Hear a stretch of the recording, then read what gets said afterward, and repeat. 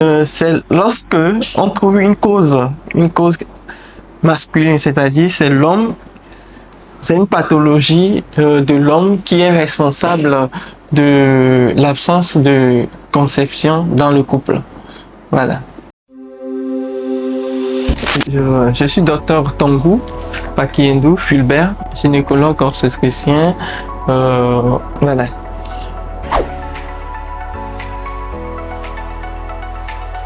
L'infertilité est définie comme l'absence de grossesse dans un couple désirant avoir une grossesse et vivant ensemble pendant une période de 12 mois et ayant des rapports sexuels réguliers.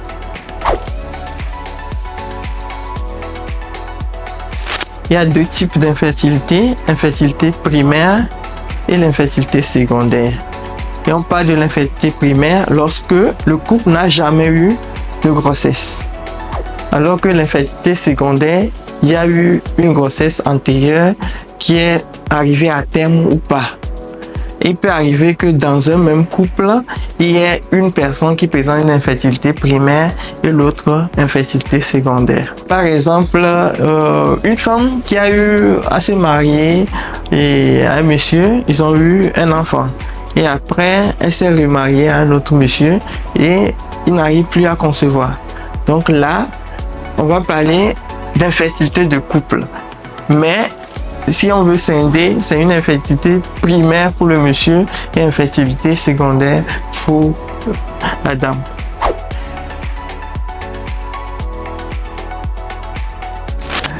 L'infertilité masculine, ici, c'est lorsque on trouve une cause masculine, c'est-à-dire c'est l'homme, c'est une pathologie de l'homme qui est responsable de l'absence de conception dans le couple. Voilà.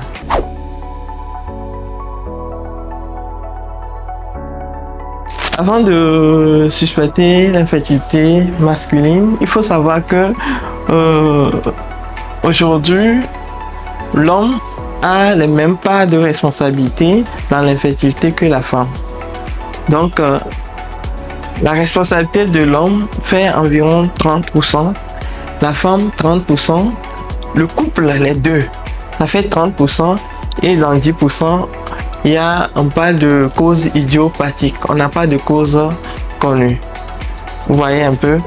Pour suspecter une infertilité, et habituellement, le couple qui est venu en consultation, vous demandez un spermogramme qui peut présenter des anomalies.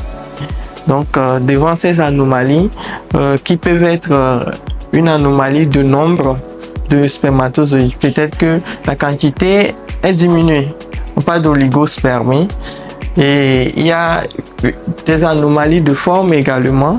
On va parler de tératosospermie et voilà. Donc c'est à peu près devant le spermogramme. Et quand il y a des anomalies comme ça, il y a d'autres bilans qu'il faut demander chez l'homme, et à savoir l'échographie testiculaire et le bilan hormonal. On va doser les testostérone puisque les testicules produisent du testostérone, et également on peut demander le karyotype. Et s'il y a des anomalies retrouvées dans le sang, on peut aller jusqu'à demander des bilans immunologiques tels que les anticorps antinucléaires. Les causes de l'infertilité masculine sont nombreuses.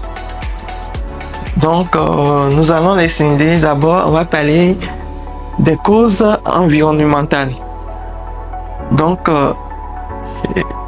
sur ce volet, vous allez remarquer que de nos jours, on a de plus en plus d'hommes infertiles par rapport au passé.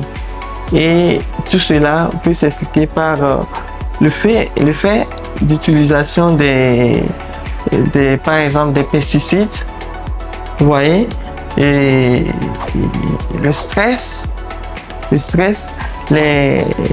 tabagisme, les gaz qui sont dégagés par les échappements et de façon quotidienne, et tous ces facteurs-là. Donc ça fait que la quantité ou bien la qualité du spermatozoïde baisse considérablement.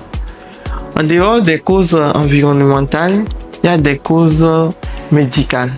Et dans les causes médicales, il y a l'obstruction.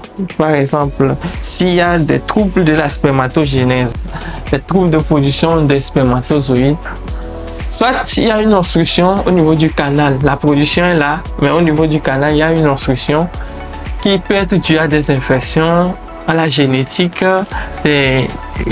d'autres affections, beaucoup de causes qui peuvent expliquer ça. Parfois aussi, c'est qu'il y a un trouble au niveau de l'axe hypothalamo-hypophysaire qui fait qu'il n'y a pas de production suffisante d'hormones, donc il n'y a pas assez de testostérone également, et tout ça, ça peut s'expliquer.